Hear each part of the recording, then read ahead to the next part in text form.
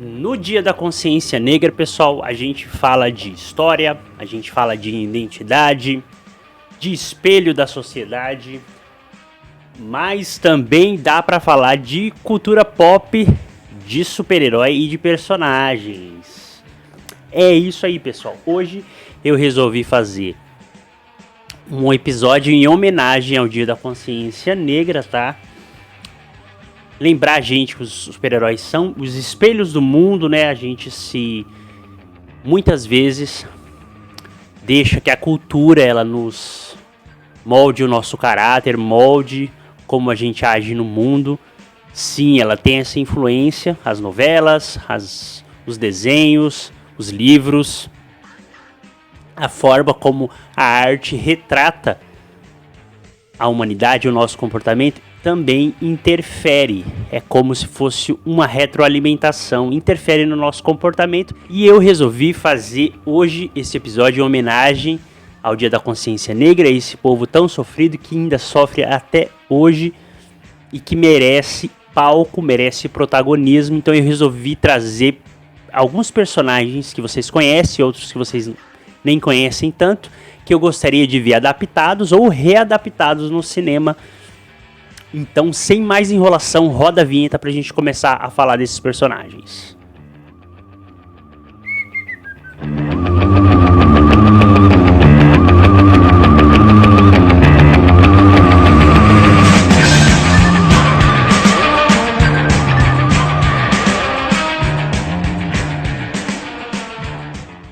Hi Brasil!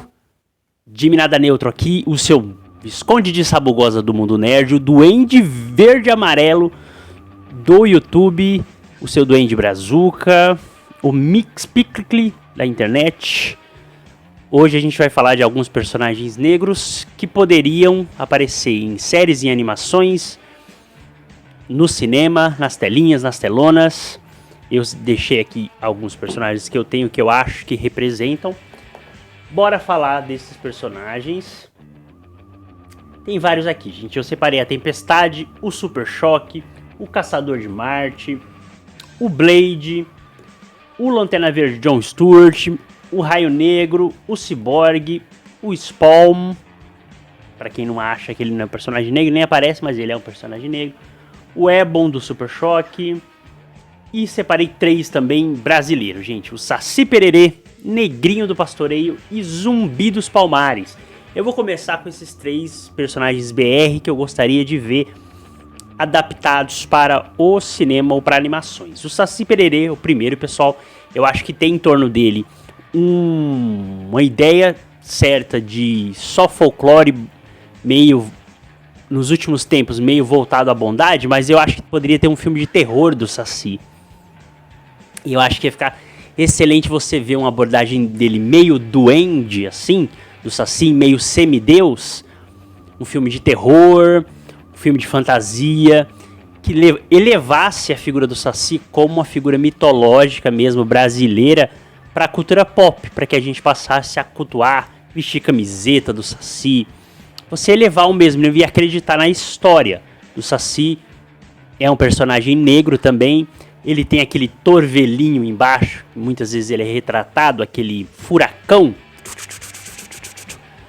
que é um superpoder. Ele pode ser vinculado a deuses orixás da cultura afro-brasileira, a Umbanda. Eu gostaria muito de ver um filme do Saci, não sei como que ainda não fizeram um filme de terror do Saci, ou um filme de fantasia. Você pode abordar ele numa vertente de bondade, de maldade, numa vertente mais ambivalente mesmo, da mistura das duas coisas, como a figura do Exu é na Umbanda. Enfim, há muitas possibilidades de abordagem do Saci. Tem o Negrinho do Pastoreio, gente, pra quem não conhece, é a história de um menino escravizado por um fazendeiro que perdeu um cavalo em uma das suas funções que ele tinha, e essa é uma das histórias, na verdade, né, pessoal? Coisas de mitologia sempre, às vezes, tem várias versões, porque não há registro escrito. Muitas vezes é só na oralidade que é passado de geração em geração. Então, ele é um menino que perdeu um dos cavalos que ele tinha que cuidar, E o fazendeiro, para castigar ele, como ele era seu escravo, ele joga ele num formigueiro e deixa ele lá para morrer. Começam várias feridas, ele começa a se decompor. No outro dia, o fazendeiro achando que, ou mais tarde, não lembro exatamente da história, o fazendeiro acha que o menino estaria morto, teria dado o castigo que para ele o escravo merecia. O menino aparece ileso, com a Virgem Maria do lado, e galopando, montado no cavalo que ele havia perdido, né? Que era o cavalo baio, se eu não me engano o nome do cavalo, né? De uma das histórias que eu li. Então você poderia abordar ele como hoje. E hoje ele é meio cultuado ali no sul do Brasil como uma figura de sobrenatural que ajuda as pessoas a encontrar coisas perdidas, né? O negrinho do pastoreio. Eu gostaria de ver uma história dessa abordada no cinema, um filme sobre isso, fazer uma animação para que as crianças conheçam a história. É mais um personagem, gente, que eu acho incrível da cultura do folclore brasileiro que poderia ganhar as telas, tá? E tem o nosso, que é o homenageado do dia. É por isso que existe o dia 20 de novembro como Dia da Consciência Negra, que é o Zumbi dos Palmares. Que ele é um símbolo de luta, de resistência, que a gente aprende desde a escola. E eu gostaria de ver ele como uma abordagem de fantasia, que é aqui a vertente do canal, pessoal, uma abordagem super heróica, até como abordando uma questão que eu já estou um pouco cansado de zumbi, confesso para vocês, mas eu acho que a gente poderia usar a figura de zumbi como uma figura que não morre, que volta, como a resistência desse povo tão resiliente que sofreu 300 anos aqui, mais de 300 anos aqui no Brasil com a escravidão e continua resistindo, morre, mas continua resistindo. Eu acho que você pegar a figura de zumbis, essa coisa do morto-vivo, que morre e ressuscita, e que resiste, que a gente tem como uma figura maligna, né, do zumbi, a gente poderia abordar como uma mensagem, uma metáfora para a resistência negra e usar o Zumbi dos Palmares numa animação infantil, quem sabe ser mais ousado em contar as nossas histórias na nossa fabulação. Usar o zumbi como uma figura de resistência e abordando o estereótipo de zumbi, de morto-vivo também. Acho que seria incrível. O que vocês acham dessa ideia, gente? Soaria um pouco ofensivo? Vocês acham? Eu acho que não. Mas eu sou um homem branco, óbvio, falando sobre o que eu gostaria de ver abordado e fazendo uma homenagem aqui aos personagens negros dos quadrinhos e do folclore brasileiro. Esses são os 3 brasileiros que eu separei, pessoal. Os outros que eu falei, da DC e da Marvel aqui, eu vou dar um destaque para alguns, eu não vou falar de todos. A primeira que eu queria falar é a Tempestade, gente, que ela não é só uma mutante poderosa, gente. Ela é um símbolo de força feminina. Ela é a negra dos quadrinhos e para mim ela foi abordada nos filmes de uma forma muito secundária. Eu não consigo nem chamar ela de coadjuvante. Não dá para chamar porque ela ficou totalmente escanteada. Então eu acho que a gente precisa pegar, além de pegar alguns personagens e passar um verniz negro, que é o que às vezes tem sido feito, foi feito com a Pequena Sereia, foi feito com... Que outro personagem, gente, que foi pintado? Nos quadrinhos fizeram isso com Superman, né? Fizeram versões dele negras de terras alternativas, mas não tô desmerecendo isso, mas eu prefiro que você faça nos quadrinhos, faça na cultura mais ou menos o que deveria ser feito aqui na vida real. Você pega essas pessoas que estão jogadas para as periferias, escanteadas à margem da sociedade e trazer elas para o palco. Não pegar uma pessoa branca que já está ali com todo o privilégio e com todo o protagonismo e passar um verniz, pintar, fazer uma maquiagem negra dela para falar que você está dando representatividade para as pessoas. Eu acho que esse não é o caminho, mas de novo, né, eu falo só, o meu local de fala é de um homem branco. Talvez das pessoas negras, vocês podem comentar aí o que vocês acham que seria a melhor abordagem. Mas eu acho que pegar esses personagens que estão escanteados, que estão jogados à margem da cultura e que poderiam ter um protagonismo, a melhor maneira de você fazer isso, de dar palco, dar luz a esses personagens, né? Eu gostaria de ver a Ororo, a princesa de Wakanda, numa relação com T'Challa, com Pantera, uma abordagem dela como essa força da natureza, essa meio mãe natureza, que tem um vínculo e meio que acessa talvez uma memória akáshica do mundo, a alma do planeta e essa relação dela com a natureza, que nos fornece tudo, lembrando que nós somos natureza também, não é só árvore que é natureza, né, como as pessoas acham. O ser humano é parte da natureza, ele está ali no ecossistema também, ele também é um animal que faz parte. Nós também somos natureza, né, eu acho que a Tempestade poderia representar isso além da força feminina, né, e parar de ficar o protagonismo ser só do Wolverine, só do Magneto, do Charles Xavier, trazer a Ororo para uma liderança dos X-Men. Eu acho que seria incrível trazer atrizes fortes, como se fossem, sabe, essas cantoras, a Beyoncé, essas cantoras que têm uma personalidade, uma força. Acho que teria que procurar uma atriz nessa pegada para ser a Tempestade, para você ter uma mulher forte de personalidade interpretando a Tempestade. Outro pessoal seria o... Eu já vou falar falar de dois de uma vez só, que é o Super Choque State. Quem foi aí da geração do SBT que assistia esse desenho nas manhãs aí, depois da escola. O Super Choque é um personagem que tem toda a história num bairro ali, não sei se é fictício, gente, mas é Dakota, o nome do bairro, que tem toda uma cultura, tem um envolvimento da cultura negra ali.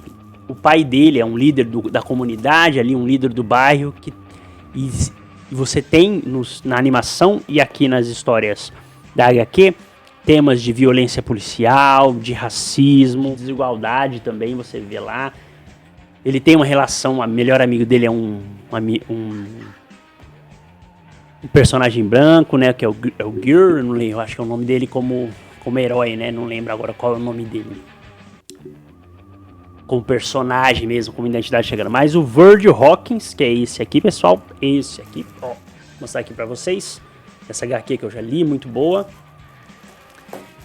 Tá na hora dele ganhar um filme, né, um filme, uma série, e é isso, e ele representa isso que eu falei, gente, é um personagem que já foi criado como cultura negra, você não vai estar passando um verniz negro nele, ele já é criado, idealizado dessa forma, só que ele tá aí há muitos anos esquecido, né? Eu gostaria de ver essa abordagem dele. Uma aguinha. Nos cinemas, principalmente. Eu acho que é um personagem que tem esse potencial de conversar com o público do Homem-Aranha, um público jovem, e atingir os nerdolas velhos igual eu. É um dos personagens que eu mais queria ver. E o vilão, gente. O vilão dele é o Ebon. É um vilão que é um dos afetados por aquele gás lá, que é a origem dos superpoderes deles, né? Que geram os meta-humanos da história. E ele é um vilão meio que ele é a ausência de luz, né? Ele é a sombra. Ele lembra aquele outro vilão da Liga da Justiça, que usa uma cartola. Ele também... Mas ele é mais uma coisa mais erudita, né? Mais aristocrata, com uma bengalinha e uma cartola. Não lembro que vilão que é esse, gente. Vou tentar aqui ver.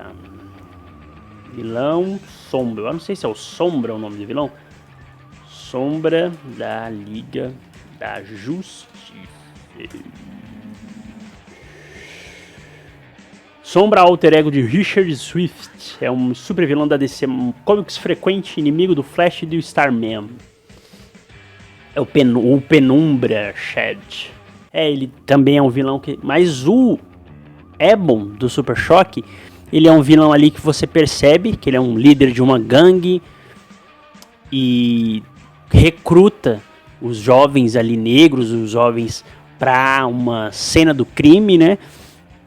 E eu acho que isso combina muito com um vilão do Rio de Janeiro, por exemplo, do tráfico. Combinaria com vilões de periferias também, que trabalham na marginalização ali, e você poderia abordar ali como que ele se tornou aquilo, se ele já tinha essa tendência antes de ganhar os poderes, e é muito interessante porque ele faz essa oposição ao Super Choque. O Super Choque tem os seus poderes elétricos, que tem toda a relação com luz, com criação, com claridade e tal, e ele é o oposto, né? Ele é a ausência, ele se cria portais nas sombras, ele se torna a sombra, ele pode estar em qualquer lugar, a qualquer momento, onde tem sombra. Isso acho que... Você poderia até fazer um vínculo dele, talvez, com o Darkseid, né? Que também tem essa relação com a escuridão, né?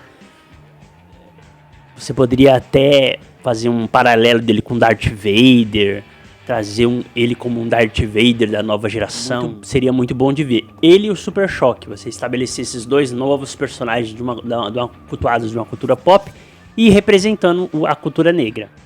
Deixa eu ver se tem mais algum pra falar, pessoal. Eu separei a Aurora, o Super Choque, o Ebon, já são 3 personagens. O Jon Stewart já vai ganhar aí na série do Lanterna Verde.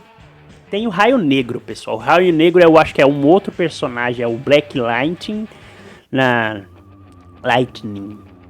Ele é um professor e pai e herói, pessoal. Ele é um dos personagens muito interessantes da DC. Porque ele transita entre a comunidade, a família e a escola. E ele, como ele transita por escola, comunidade, ele aborda esse tema de crime urbano, né? A série da Netflix que tentou abordar ele um pouco, tinha essa pegada mesmo dele envolvido com crime urbano, sendo um diretor, porque ele já tinha se aposentado como Raio Negro, como super-herói, na realidade ali dele. Eu não gosto muito quando eles vão pra família inteira ganhar poderes, as filhas começam a ganhar poder. Aí a série me perdeu quando ela começou indo pra esse caminho, né? E não era uma série que tinha muito orçamento, então você via como era precário, meio The Flash também, né, nos efeitos. Mas ele é esse meio herói da vizinhança também.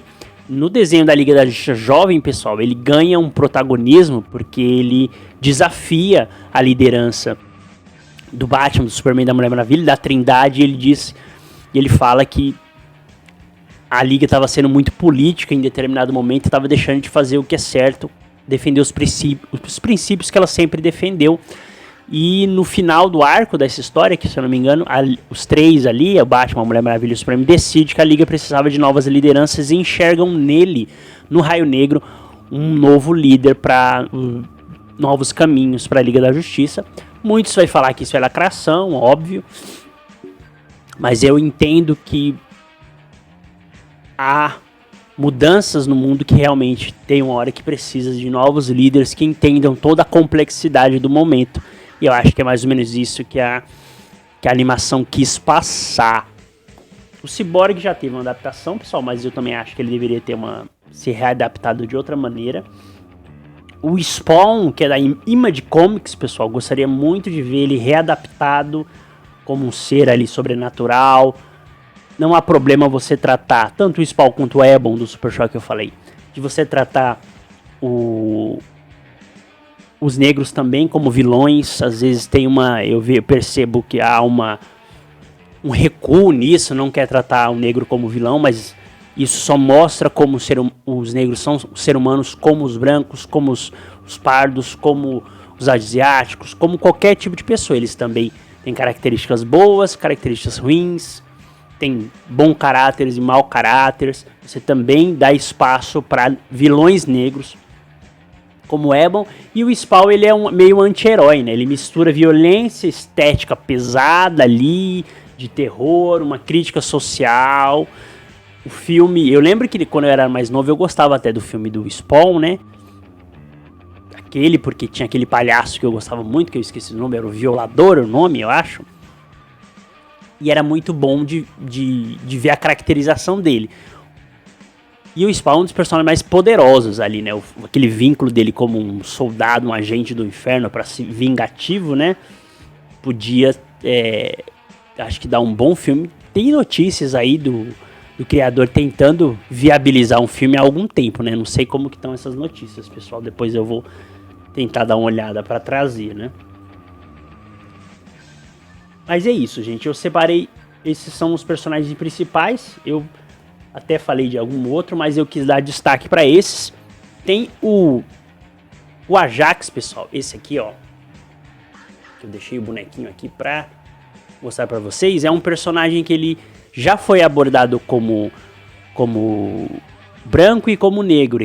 Porque ele pode se metamorfosear, né? Se transmutar em qualquer tipo de ser humano.